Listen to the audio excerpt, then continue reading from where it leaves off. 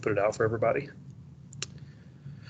All right, so this is now recording, okay, and it's going to be fairly short here at the beginning, but we can send this to anybody who's still not somehow understanding how to navigate the calendar, okay? So hopefully Teams will get this fixed by this weekend and we won't have to deal with this anymore, but I'm not about that life of getting muted by students, and so we're not doing all that, okay? All right, so let's go back over. I wanted to show you the poll. I think I had this here, right here in the beginning. Trying to find my own links. I think it's up top. Okay, so it's right here in general. So when you go in today to general, when you have a opportunity, go ahead and hit this poll real quick about who is coming to school and who is not next week, because just trying to plan. All right, so it looks like if we have 6 kids in here, that spacing is pretty easy and that'll be fun. And for those who are still out, we'll still be conducting class in the exact same way. So effectively, we'll be talking in here, chilling out, seeing other humans, and you guys will be on at the same time. Showing you this right here too. Someone emailed me about Fletcher versus Peck. Okay, what is Fletcher versus Peck? What's going on with Fletcher v. Peck? And Fletcher, the backstory is long. It dealt with the Yazoo land fraud deal here in Georgia. And so this was going on across the nation because the problem with communication and travel back then, if you can imagine, you come here to current day Alpharetta. Okay, well, Alpharetta back then, I don't even know if it existed, but you come to me and I'm like, man, I got some land for you. Okay, it's really, really cheap. All right, it's about, I think it was 1 to 2 cents an acre. It was insane. I think they sold 25 million acres. If you look at the story, it is crazy. I put the details down here below it, or I tried to. No, I didn't copy it here. But just look up Fletcher Peck for the details. But the problem was land speculation. So this is AP US history stuff here, okay? But imagine everybody in the class coming to me at different times and I sell you the same land over and over and over again, right? Because by the time you actually get out there to claim it, and then you come back to complain that I sold it to 12 other people, you can't find me anymore. I would spend maybe, I know the journey out there takes 3 weeks, the journey back takes 3 weeks. That gives me a month and a half to sell the same land over and over again, right? And this was going on all over the place. And so people, of course, sued the state of Georgia. They sued all these different people. And Georgia basically voided those contracts, right? And the Supreme Court came in and said that that is unconstitutional. So the real significance of Fletcher Peck is it's the first time the Supreme Court uses judicial review against a state, okay? And so that is the significance. So someone was asking for an explanation of that in email. I just thought I would go over that real quick. So hopefully that is helpful and not confusing, okay? So I'm going to put another poll right here. All right, so this is in general, if you just want to listen and go over here and answer it, okay? I just wanted to see your input.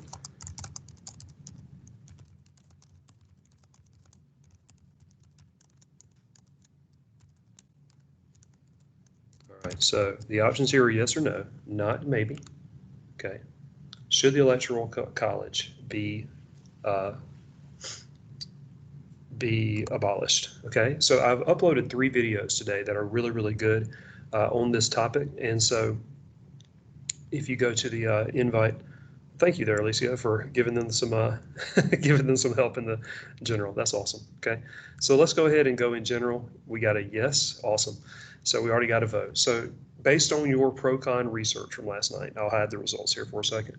Based on your pro-con, do you think that we should abolish the Electoral College? So this is an amazing stat. I think I've told you before, okay? But just think about this. The Republicans have lost 6 of the last 7 popular votes, okay? Republicans have lost 6 of the last 7 popular votes. So you know that that hasn't resulted in them not being the president. So you've got, you know, the 2 Bush administrations and the Trump. So they've won 3 of the last 7. They've lost 6 of the last 7 populars. All right. Now remember that Hamilton again did not trust the mob, and so a lot of people will like say snarky things, and I totally get it about like, yeah, you could vote if you were a white man. That's not true. You could not vote if you were a white man in the very beginning. You could vote if you were a white man that owned property. So put that in your cap and wear it around the mall. That's how they were looking at it, as kind of an elite government. Like, we're not going to let the people who don't know what's going on make decisions. And so they believe that the general population, lower literacy rate, lower exposure to political ideas, they're not reading the Federalist Papers en masse. They just thought that let's keep this in the hands of the people who really kind of know what's happening. And so now later on with Jacksonian democracy, they will expand it to all white males of voting age. Okay. Alicia is dropping comments. Look at him. Okay. He is not for the abolishment of the Electoral College. So I'm going to go ahead and scroll down and we'll see what the results are so far. Okay. Wow. 88% no. That is kind of crazy because when we went kind of, would you vote for Biden, Trump? It was in this class and in most classes, it was a little bit more toward the Democrat side. But you guys are the AP kids. You guys are going to be the elite. You guys that are going to be the ones who are actually paying attention, hopefully, and know what's going on. So you would vote to keep that, elitist system of the Electoral College going. That's pretty funny. So that's pretty crazy right there. That shows that you guys were kind of convinced by the pro-Electoral College arguments, and for kids under 18 to say this is, would be encouraging for some and not encouraging for others. And so look at the post I just made. Yeah, Alicia still trying down here to share everything. Okay, so basically that's pretty cool. So 88% no abolishment. Okay, all right. So let me show you a couple links here that I want you to look at for today. Actually, let me go to the calendar, and I'm going to take you through those discussion questions that we've been looking at all week. Okay, I think I posted on from yesterday. I think they're on here. There's so many places we have to post these days. Yeah. All right, so I'm going to go through these pretty quickly to leave you some time to watch the videos that I have, but I'll go through that toward the end here. Okay, so yesterday we went through a lot of the anti-federalist stuff. This is just the overall part. Hold on just a second. These are the ones I edited down. Chamber of Commerce. Yeah, so yesterday we talked about factions, and we talked about, air being to faction as, freedom is to fact, air being to fire as freedom is to faction, and all those different things. Okay, so today we're going through sections 1.5 and 1.6. I asked you to do these last night. Remember that we are preparing for the quiz tomorrow. Okay, the quiz will be in Teams or Kahoot with a self-timer, one of those two. And basically, I asked you to do these last night, so let me go ahead. All right, so 1.5 right here. Okay, so yesterday we finished it off with the Articles of Confederation, and this was more than 20, so I'm going to go pretty quickly. But when we're done with this, I'll show you the videos you need to watch today, and then the rest of your time will be asynchronous. Okay.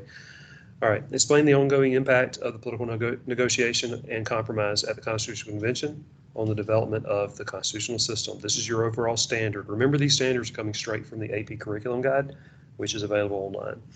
Who was emboldened by the weakness of the AOC to call for a new constitutional convention? Okay, number A, letter B. Okay. Letter A, the elite. Just talked about it. All right. So the elite are the ones with power and money, and they're going to be the ones who say, hey, we got to redo this thing because we can't have a bunch of farmers shutting down our government. Number two, the most pressing need at the Constitutional Convention in Philadelphia was the central government needed to be stronger.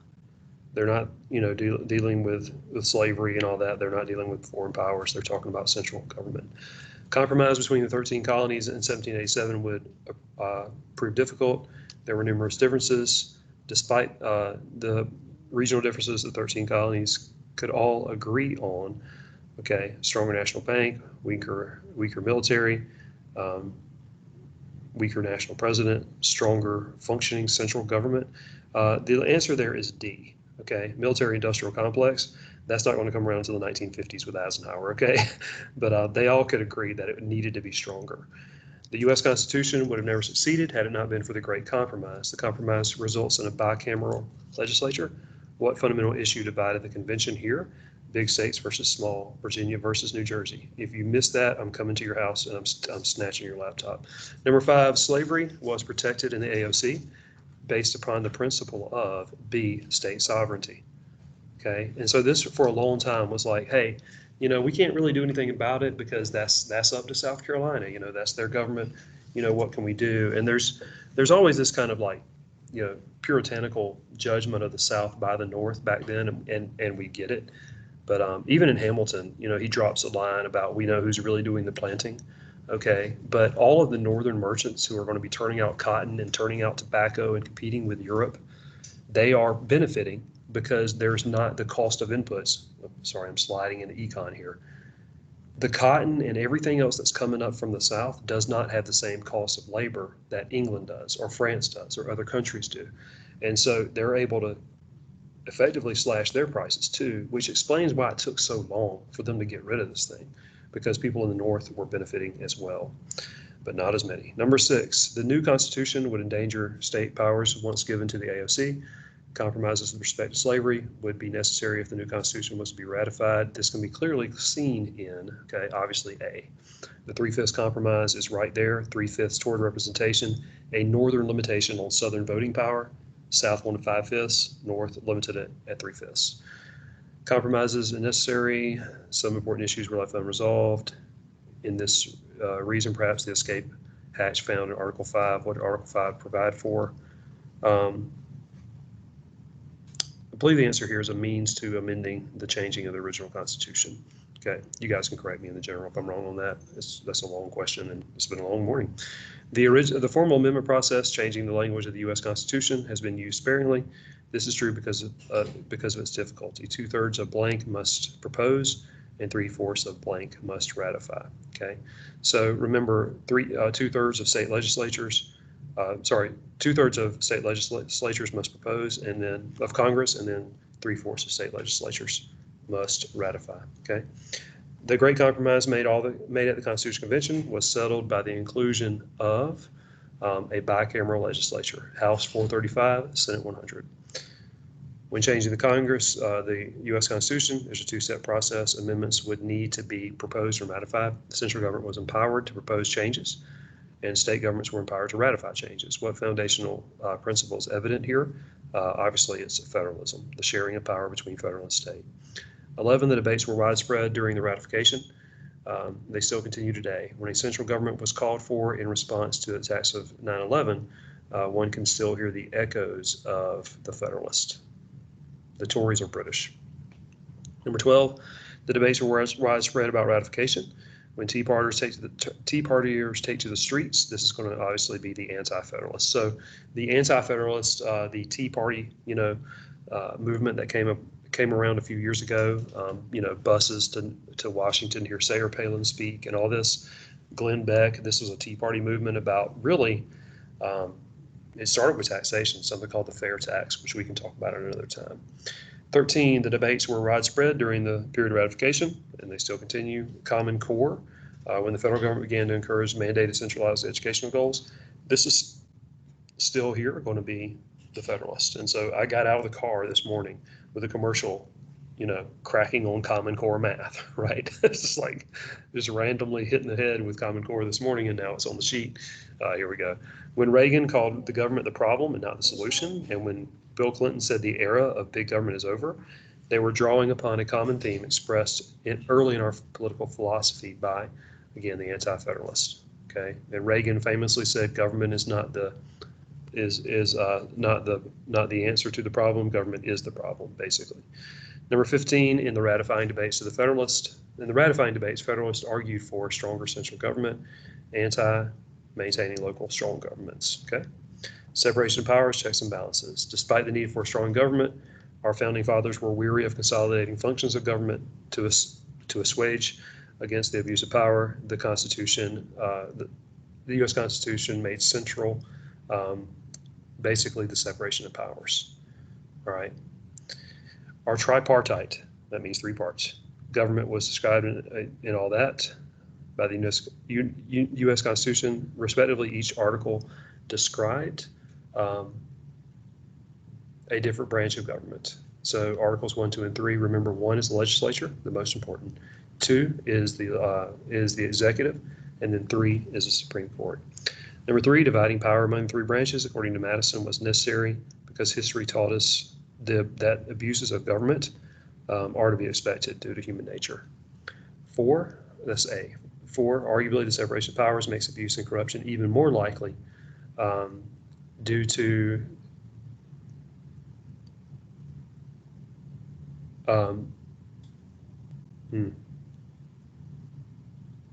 basically right here, the best answer is A. It's overemphasis on individual liberty within those branches.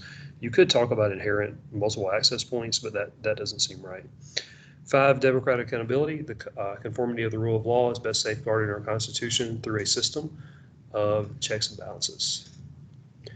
One example of checks and balances is built into our Constitution. This is it. A, the House can impeach a president, but the Senate must hold trial of removal. And you guys have got to see that in your lifetime. Trump was impeached, not removed. I've gotten to see 2 of them. Okay. I've gotten to see Clinton, same thing. And then Trump, same thing. Very different accusations. Number 7, one example of checks and balances built in our Constitution is B, that's another one. President appoints federal judges, the Senate confirms. One way the Congress can check the courts is to let's see. One way the Congress can check the courts, they can veto Supreme Court decisions. And I'm really looking at the page numbers. I'm not sure how much of this you've read yet, but this is kind of like you should know this from middle school. But when we get into the specific branches, we'll get into every one of these in depth. One way Congress can check courts, there we go. Yeah, just went. Number 9, today the most important way the courts can check the other branches is by ruling on the constitutionality. This is judicial review. And here's Federalist 10:51. This number 10 of Federalist 51 talking about if men were angels. Okay, this is talking about which of the following reflects how the U.S. Constitution is embodied in Madison's argument. I can't talk today for some reason. I got my screen goggles on and all that, trying not to go blind, but this is checks and balances, okay? So basically, this is how we should not be dependent on the good nature of man, and we need to be able to basically govern ourselves through this, okay? There you go. Control the governed and then control themselves. All right, so we got the form, we got all this. Let me hop over to the calendar here. All right, so I wanted to show you the beginning here of one video because it's pretty short, but there are 4 that I put on here for today.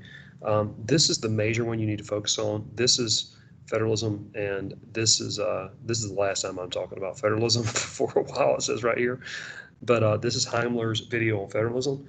This is a form where you take notes over all the words that pop up on the screen while he's talking, okay? You needed to have this done before 8 tomorrow. Okay, and I also have put a Kahoot in general. Okay, you need to also finish that today. That'll be a formative grade, which means it won't count, but I'll put it in the grade book.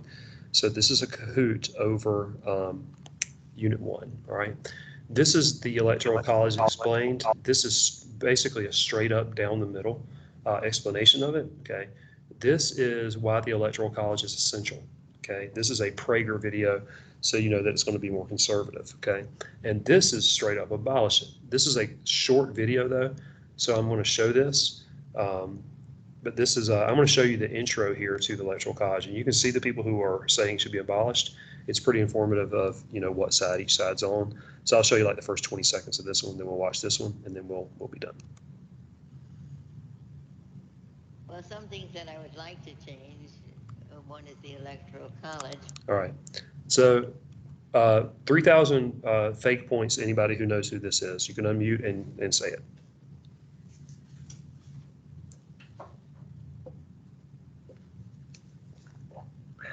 That's just sad. Nobody knows. Who I this is. know her, but I I just know her, don't but I want to just talk don't about want her. to talk about her. You don't want to talk about her? No. Alicia doesn't want to talk about her because she's a liberal and she just refuses to retire. She refuses to retire. So this is the notorious RGB. Okay. also known as Ruth Bader Ginsburg, or RBG. Yeah, there you go. She is a Clinton appointee, I believe, but she is still in the Supreme Court. She's really, really old. All right. She fell down this summer. She broke a rib. She has literally fallen asleep during one of Obama's State of the Union addresses. And I'm not making that up. Like, fell asleep like you in the back of church or you in my classroom on a Thursday morning. She fell asleep during the State of the Union. Now, of course, everybody on the right was like, she's too old. She can't even stay awake for the one time the year the president speaks, right? She said that she's not too old, that Anton Scalia actually gave them all a little hit of some of his whiskey in the chambers before they went out there. She wasn't old, she was just drunk, which makes you feel better, right? These are true stories from our Supreme Court. She will not retire because she knows that she will be replaced with a Trump appointee, and the political left is not going to stand for that. So they will roll the notorious RGB into the chambers, and they'll wake her up every 15 minutes until she decides to retire. Okay, so that's what's going on in the Supreme Court. Well, some things that I would like to change, one is the Electoral College. The Electoral College needs to go. And maybe we might want to take a look at the whole Electoral College. I think it needs to be eliminated. I'd like to see us move beyond it, yes. And that means get rid of the Electoral College. All right, so in that you see everybody who's either lost a presidency or is running on the left side because of course, Hillary's going to say it because she would be president without it, okay? This is Eric Holder, who was the Attorney General under Obama, speaking to Bill Maher, who, you know, is on the left side on HBO. They go through all of it right here, and they actually mention some constitutional stuff. But first off, how do we solve this problem of we win the election, but we don't get to be president? Yeah. Because this has happened twice now. Yeah. Since 2000. Al Gore and now Hillary. And it seems to be happening to one party. Only us, only Democrats. Right. Which is, of course, the way they would want it. Yeah. You kind of can't blame them for that. But how do we fix that? Well, I'm in the process now writing an article that says there's a simple solution to it. We have to just abolish the Electoral College. It's not. But they're not going to go along with that. And isn't that a constitutional amendment? Requires a constitutional amendment. That is some heavy lifting. But all right, so it involves heavy lifting. Right. Let's lift heavy. Let's lift heavy. Let's do it. Right. You know? No, we got to do it. Yeah. I mean, it's funny because, you know, always Donald Trump, opposite land, he kept saying the election is rigged. It is rigged in his favor. Yeah. Not just that, but when you think about the election is on Tuesday instead of a holiday like most countries. Poor people can't just say, hey, I'm taking off for the rest of the afternoon and voting. Long lines in urban places. Of course, gutting the Voting Rights Act, Sure. where they eliminated polling places. All of this stuff, it's a completely... And then we come up with ideas, the need for photo ID to show that you are who you are. You know, there's always been an element in our voting system that you had to prove who you were, but they've only come up recently with this notion, these more restrictive and prescriptive things that have a negative impact on those people who are less likely to vote for Republicans. And they also happen to affect disproportionately people of color. Okay, so it seems like if one place you can just pop in and vote, and the other place there's lines for 6 hours, that would be a violation of the Equal Protection Clause of the Constitution. Against the Equal Protection Clause of the Constitution, and goes against the fundamental thing that binds us as Americans, the ability of the people to decide who their leaders are, who their leaders are going to be, and what policies those leaders will shape. Right. Now, the Republican Party has put itself on the wrong side of history here.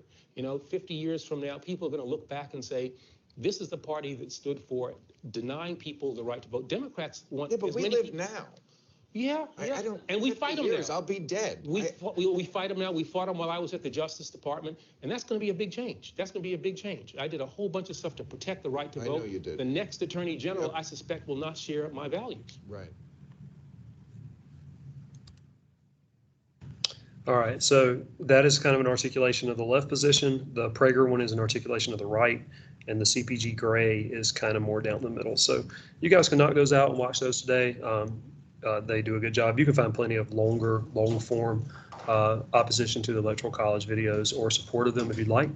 But today, what you really need to work on, okay, is this federalism video. So when you go into forms, you'll see it has the load up in the description.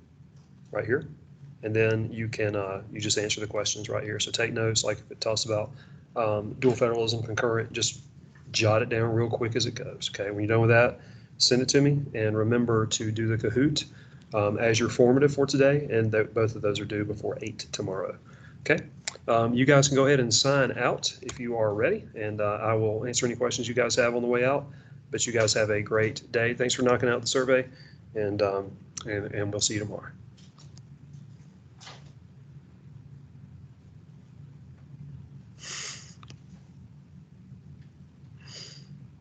Alicia is dropping bombs here about Monica and Jim Crow.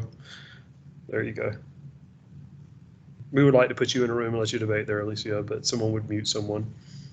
You said the wrong thing. I will kick you out because it's Microsoft Teams.